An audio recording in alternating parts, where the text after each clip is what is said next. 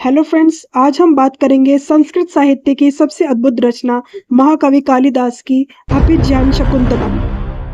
यह सिर्फ राजा दुष्यंत और शकुंतला की प्रेम गाथा नहीं है, बल्कि भावनाओं, प्रकृति की सुंदरता और मानव संवेदनाओं का अद्भुत चित्रण है। तो चलिए इस अमर कृति की कहानी को समझते हैं और जानते हैं क्यों अभिज्ञान शकुंतलम भारत साहित्य का चमकता सितारा कहा जाता है। नाटक की शुरुआत राजा दुष्यंत के शिकार यात्रा से होती है। वे अपने रथी यानी कि सारथी के साथ वन में आए हैं और शिकार के पीछे जा रहे हैं, हिरण के पीछे। अचानक आश्रम के एक तपस्वी उन्हें रोकते हैं और कहते हैं कि यह क्षेत्र ऋषियों का आश्रम है और हिंसा, शिकार करना पाप है। वो बहुत ही प्यार से समझाते हैं। राजा तपस्वी की बात को मान लेते हैं और शौर्य की जगह धर्म और करुणा का परिचय देते हैं। अब राजा दुष्यंत जो हैं वहां के वातावरण को देखते हैं, सभी जगह देखते हैं कि किस तरीके से साधु अपने अपने काम कर रहे हैं। बहुत ही शांति है वहां पर। आश्रम की शांति, प्राकृतिक सौंदर्य और साधुओं की तपस्या करते हुए जो वातावरण को देखकर वो बहुत ही प्रभावित होते हैं। वे सोचते हैं कि ये स्थान कितनी पवित्रता और सौम्यता से भरा हुआ है। तभी ऋषि कणव की दत्तक पुत्री शकुंतला और उनकी दो सखियां अनुसुईया और प्रियवंदा तीनों मिलकर आश्रम के वृक्षों को सींच रही होती हैं, वहां पर पानी दे रही होती हैं। शकुंतला के सौंदर्य और कोमल स्वभाव को देखकर दुष्यंत पहली ही बार में मोहित हो जाते हैं। वे अपने मन में सोचते हैं कि यह कोई सामान्य तपस्विनी नहीं हो सकती, बल्कि किसी देवता की अप्सरा जैसी सुंदर है। अब आगे दुष्यंत और शकुंतला के बीच वार्तालाप होता है। दुष्यंत उनका नाम जानने की कोशिश करते हैं। शकुंतला संकोच और लज्जा से बहुत अधिक बात नहीं करती, पर उनकी जो सहेलियां होती हैं बातचीत को आगे आगे बढ़ाती हैं और उनके साथ मजाक करती हैं। धीरे धीरे राजा और शकुंतला के बीच आकर्षण पैदा होता है।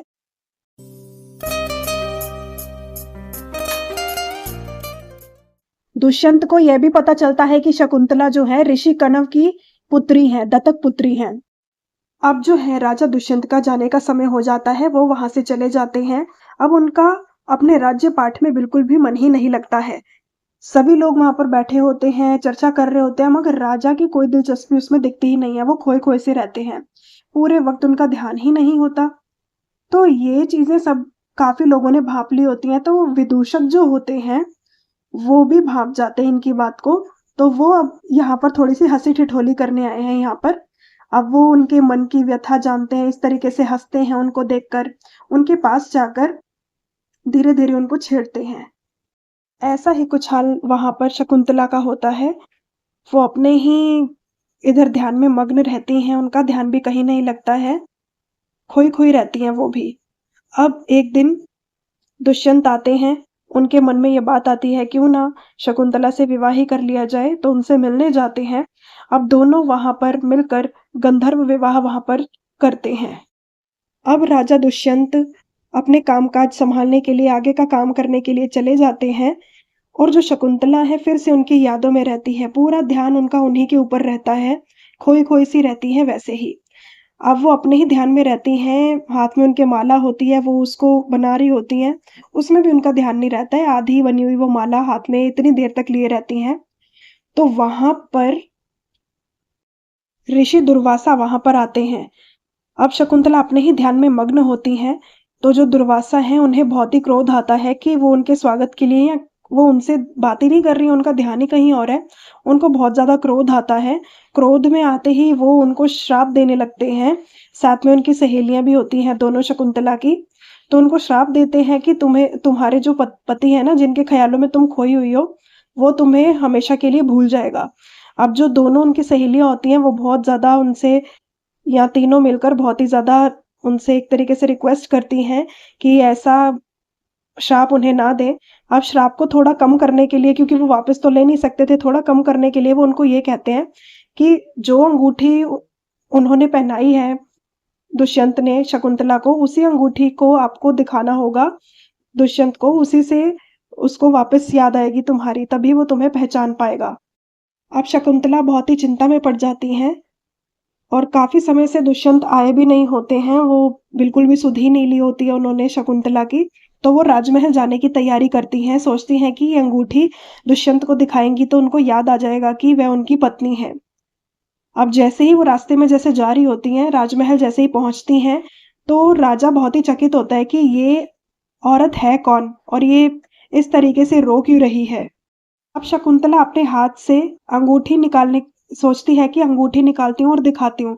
जैसे वो अपने हाथ की तरफ देखती है, वो देखती है कि अंगूठी उसके हाथ में ही नहीं है, अंगूठी कहीं खो गई है। अब बिना अंगूठी दिखाए तो वो पहचान ही नहीं पाएँगे दुष्यंत, क्योंकि उनको श्राप मिला था शकुंतला को। तो अब वो रोने लगती हैं, उनको अपनी व्यथा बताती हैं कि वह उनकी पत्नी है, लेकिन वो बहुत ही अ, उनको समझ ही नहीं आता है कि ये किस वजह से ये औरत रो रही है यहाँ पर। वो मानते ही नहीं है कि ये उनकी पत्नी है। क्या होता है कि रास्ते में जैसे ही शकुंतला आ रही होती है ना, वहाँ पर नदी में उसकी अंगूठी गिर जाती है। तो इसलिए शकुंतला को भी पता ही नहीं होता है कि उसकी अंगूठी है कहाँ। तो वो कोई प्रमाण ही नहीं दे पाती और दुष्यंत उनको स्वीकार ही नहीं करते हैं, क्योंकि उनको याद ही नहीं आता है। उनको स्मृति ही नहीं होती, उनको याद ही नहीं आता है। दुखी शकुंतला को असहाय देखकर आकाश से एक दिव्य शक्ति यानी कि अप्सरा प्रकट होती है। वह उसे वहां से लेकर चली जाती है। अब क्या होता है, काफी समय बीत जाता है। शकुंतला दुष्यंत के पुत्र को वहां जन्म देती है। काफी समय बीत जाता है। अब एक मछुआरे को उसकी अंगूठी मिलती है। जो अंगूठी खो गई थी, वो अंगूठी एक मछुआरे को मिल अब वो मछुआरा वो अंगूठी दरबार में लाता है। अंगूठी देखते ही दुष्यंत की स्मृति लौट आती है। अंगूठी को देखते ही दुष्यंत को शकुंतला की याद आती है। वो अपने द्वारा किए गए अस्वीकार पर गहरा पछतावा करते हैं। उनके मन में शौक और ग्लानि छा जाती। पश्चाताप से व्याकुल होकर दुष्यंत जो है स्वर्गीय आश्रम की ओर जाते हैं। वहां दुष्यंत पहली बार अपने पुत्र भरत को वहां देखते हैं, जो कि एक शेर के बच्चे के साथ खेल रहा होता है वहां पर। तो यहाँ पर उसकी वीरता का प्रतीक दिखाया जाता है। दुष्यंत जो है आश्चर्य और गर्व के साथ भर जाते। अब वहां उन्हें शकुंतला भी मिलती है। शकुंतला जो है अब दिव्य तेज से प्रकाशित हैं। दुष्यंत विनम्र होकर उनसे क्षमा मांगते हैं। शकुंतला आंसुओं और स्नेह से उसे स्वीकार कर लेती है। अब परिवार एक हो जाता है और नाटक का अंत शांति और प्रेम के संदेश के साथ होता है।